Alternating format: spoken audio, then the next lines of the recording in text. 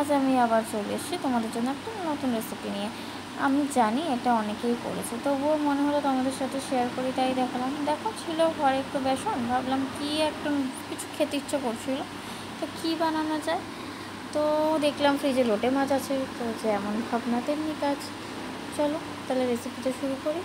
একটা বাটিতে একটু উষ্ণ গরম জল করে নিয়েছি, উষ্ণ হবে কিন্তু বেশি গরম হলে চলবে না। তার মধ্যে নিয়ে নিয়েছি একটু চিনি, ভালো করে মিলিয়ে নিয়েছি।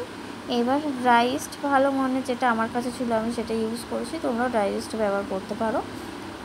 ভরে ভরে 1.5 চামচ মতো নিয়েছি, নিয়ে ওটাকে ভালো করে গুলে নিয়ে এবার আমি ঢেকে রেখে দিলাম গরম জায়গায়, যাতে ভালো করে অ্যাক্টিভেট হয়। হ্যাঁ, ইস্টটাকে অ্যাক্টিভেট হতে দেওয়ার জন্য 10 মিনিট অপেক্ষা করতে হবে, আমি কিন্তু তারপর এই কাজটা করেছি। এইবার নিয়ে নিলাম বেসন, বেসনে দিয়ে দিচ্ছি হলুদ গুঁড়ো, লঙ্কা গুঁড়ো, গোলমরিচ গুঁড়ো, নুন দিয়ে ভালো করে আগে মিশিয়ে নিচ্ছি। মিশিয়ে নেওয়ার পর এইবার যে আমি ইস্টটা করেছিলাম অ্যাক্টিভেট, সেটাকে আমি দেখো ভালো করে আমার ইস্টটা কিন্তু অ্যাক্টিভেট হয়ে গেছে, আমি সেই জলটাই ব্যবহার করছি।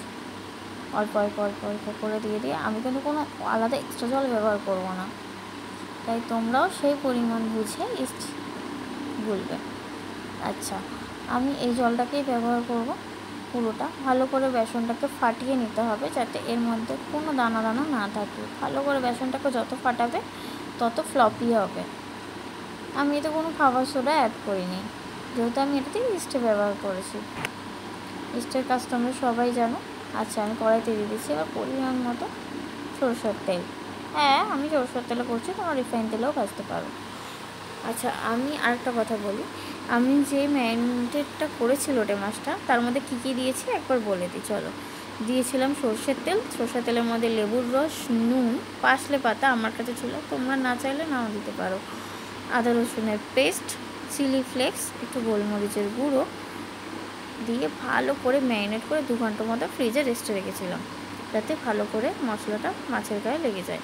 এইবার একে একে আমি ডিপ করে তেলে ভেজে নেব। লো টু মিডিয়াম আঁচে ভাজবে, বেশি হাই হিট দিলে হবে না। আমি এক এক করে এরমভাবে সব কটা মাছ ভেজে নেব। তোমরা ভালো করে দেখতে পাচ্ছ মশলা মাছগুলোর গায়ে কত সুন্দর মশলাগুলো লেগে গেছে।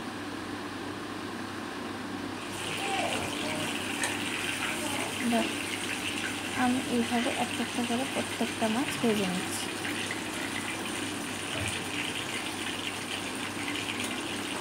কি দেখে মনে হচ্ছে তো একটু বাটারফ্রাই টাইপের?